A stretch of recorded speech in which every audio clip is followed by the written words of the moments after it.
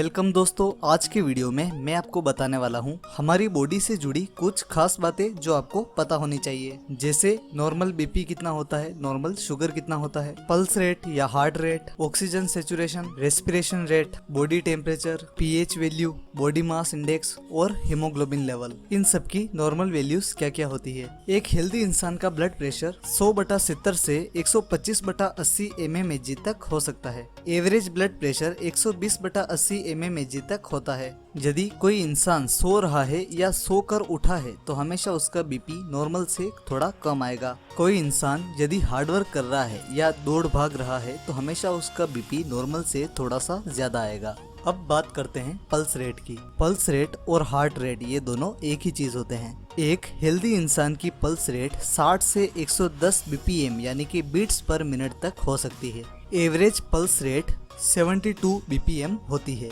अब बात करते हैं टेम्परेचर की। तो एक हेल्दी इंसान का टेम्परेचर 97.5 से 99 डिग्री फ़ारेनहाइट तक हो सकता है। Average body temperature 98.6 degree Fahrenheit या 37 डिग्री सेल्सियस होता है। अब बात करें यदि ब्लड शुगर की, तो भूखे पेट एक स्वस्थ इंसान की ब्लड शुगर 70 से 100 मिलीग्राम पर डेसीलीटर होती है। यदि भूखे पेट किसी इंसान की ब्लड शुगर 100 से 125 मिलीग्राम पर डेसीलीटर आती है तो वह प्री डायबिटिक होता है। और अगर 125 या 125 से ज्यादा आती है इसका मतलब वह डायबिटिक है। खाना खाने के बाद एक स्वस्थ इंसान की बॉडी शुगर हमेशा 70 से 140 मिलीग्राम पर डेसीलीटर आनी चाहिए। अब बात करते हैं रेस्पिरेशन रेट की। तो एक स्वस्थ इंसान 1 मिनट में 12 से 20 बार सांस लेता है। एवरेज रेस्पिरेशन रेट 18 तक होती है। अगर कोई इंसान 1 मिनट में 25 या उससे भी ज्यादा बार अगर सांस ले रहा है इसका मतलब उसको सांस लेने में दिक्कत आ रही है। अब बात करते हैं एबीजी की।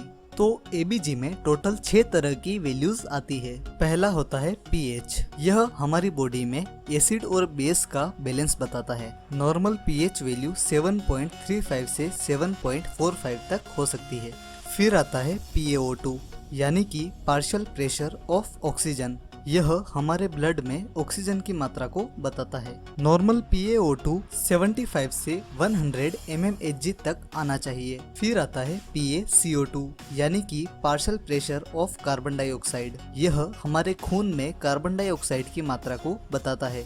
इसकी वैल्यू 35 से 45 mmHg तक होनी चाहिए। फिर आता है HCO3 यानी कि बाइकार्बोनेट। यह कार्बन डाइऑक्साइड में बेस की मात्रा को डिनोट करता है। इसकी नॉर्मल वैल्यू 22 से 26 मिली इक्विवेलेंट पर लीटर होनी चाहिए। फिर आता है SpO2 यानी कि सेचुरेशन ऑफ ऑक्सीजन। इसकी वैल्यू हमेशा 95 से ज्यादा होनी चाहिए। यदि किसी का SpO2 90 से 94 के बीच में आता है तो आपको डॉक्टर से एक बार परामर्श ले लेना चाहिए, क्योंकि आपको ऑक्सीजन की जरूरत पड़ सकती है। यदि किसी का ऑक्सीजन लेवल 90 से भी कम आता है, इस कंडीशन में उसे हॉस्पिटलाइज्ड कर दिया जाता है। फिर आता है बेस एक्सेस। इसकी वैल्यू -4 से +2 तक होनी चाहिए। अब बात करते हैं बॉडी मास इंडेक्स की। इंटरनेट पर बहुत सारी वेबसाइट्स है जो आपकी हाइट, वेट और एज के आधार पर आपको बॉडी मास इंडेक्स का स्कोर देती है। यदि आपका स्कोर 18.5 से कम आता है इसका मतलब आप अंडरवेट है। अगर आपका स्कोर 18.5 से 24.9 तक आता है इसका मतलब आप नॉर्मल वेट है।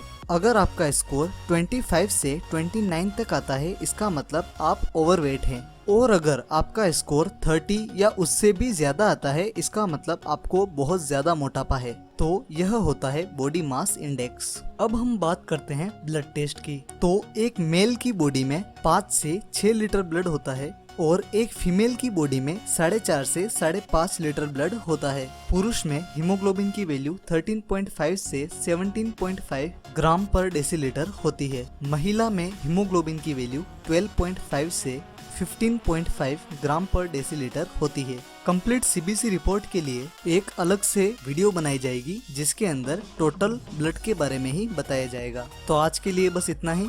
होप आपको वीडियो पसंद आया होगा। वीडियो पसंद आया हो तो वीडियो को लाइक और शेयर कर देना। चैनल पर नए हो तो चैनल को सब्सक्राइब कर देना। मिलते हैं नेक्स्ट वीडियो में, तब तक के लिए स्वस्थ रहिए, सुरक्षित रहिए। जय हिंद, वंदे मातरम।